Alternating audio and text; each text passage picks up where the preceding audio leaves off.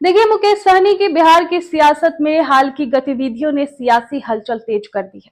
उनकी 60 सीटों और डेप्यूटी सीएम पद की मांग, महागठबंधन की बैठक से दूरी और दिल्ली दौरे से अटकलों को और हवा दी है और वे एनडीए के साथ डील कर सकते हैं, ऐसा माना जा रहा है। तो क्या हुआ दिल्ली में, आपको बताते हैं। सहनी ने 30 जुलाई 2025 को महागठबंधन की बैठक छोड़कर दिल्ली का दौरा किया, जिसके बाद यह चर्चा जोर पकड़ रही है कि वे एनडीए के नेताओं, खासकर बीजेपी के साथ बातचीत कर रहे हैं। संतोष सुमन, जो हम से है, उन्होंने खुले तौर पर शामिल होने का ऑफर दिया, ये कहते हुए कि महागठबंधन में उनकी 60 सीटों की मांग पूरी नहीं होगी।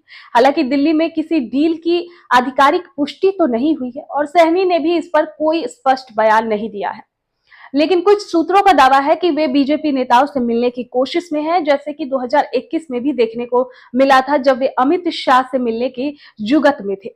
तो अब सवाल उठता है कि आखिर वो पलटी क्यों मार सकते हैं। तो देखिए, महागठबंधन में असंतोष, सहनी की 60 सीटों की मांग को लेकर आरजेडी और कांग्रेस जैसे बड़े दल अवस्थित मानते हैं। तेजस्वी यादव के नेतृत्व में महागठबंधन में सीट बंटवारे को लेकर तनाव है और सहनी को लगता है कि उनकी पार्टी को उचित सम्मान नहीं मिल रहा है। दूसरा है एनडीए का ऑफर। एनडीए, खासकर संतोष सुमन ने सहनी को लुभाने की कोशिश की है। 2020 में एनडीए के साथ सहनी को 11 सीटें मिली थी, लेकिन बाद में बीजेपी उनके विधायकों को तोड़ने का आरोप लगाकर वे अलग हो गए थे। तीसरा है निषाद वोट बैंक। सहनी अपनी निषाद समुदाय की ताकत को भुनाना चाहते हैं। वो बिहार में करीब 4.5% वोटरों का हिस्सा है।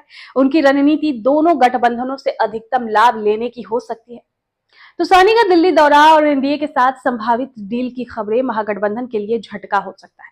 अगर वे पाला बदलते हैं तो निषाद वोटर का रुझान एनडीए की ओर जा सकता है, तो 2025 के चुनाव में अहम हो सकता है। हालांकि पप्पू यादव जैसे नेताओं ने दावा किया है कि महागठबंधन में कोई असंतोष नहीं है और सहनी की नाराजगी को बढ़ा चढ़ाकर पेश किया जा रहा है।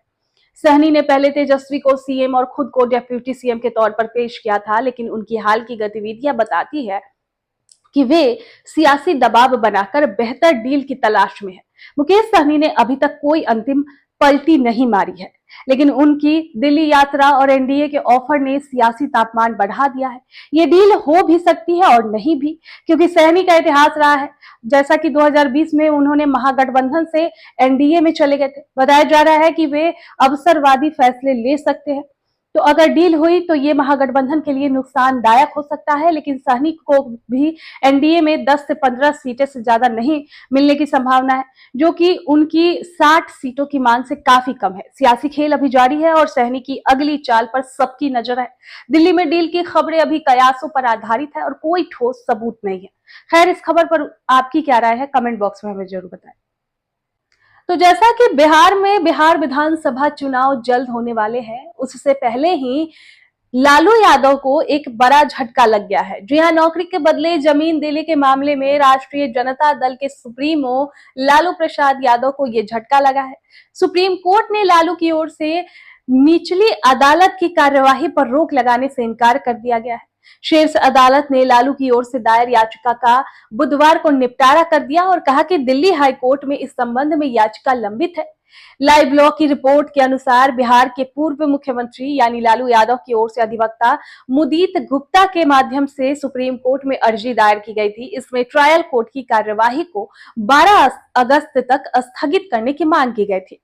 जस्टिस एम सुंदरेश एवं जस्टिस एन कोटेश्वर सिंह की बेंच ने इस पर टिप्पणी करते हुए कहा कि निचली अदालत का आरोप तय करना हाई कोर्ट में लंबित याचिका के फैसले पर निर्भर करेगा। लोअर कोर्ट में आरोप तय होते ही उच्च न्यायालय में लंबित याचिका बेकार हो जाएगी। बता दें कि बीते 18 जुलाई को भी सुप्रीम कोर्ट ने इस मामले की सुनवाई पर रोक लगाने से इनकार कर दिया था। लालू की ओर से शीर्ष अदालत में दिल्ली हाई कोर्ट के उस फैसले की चुनौती दी गई थी जिसमें निचली अदालत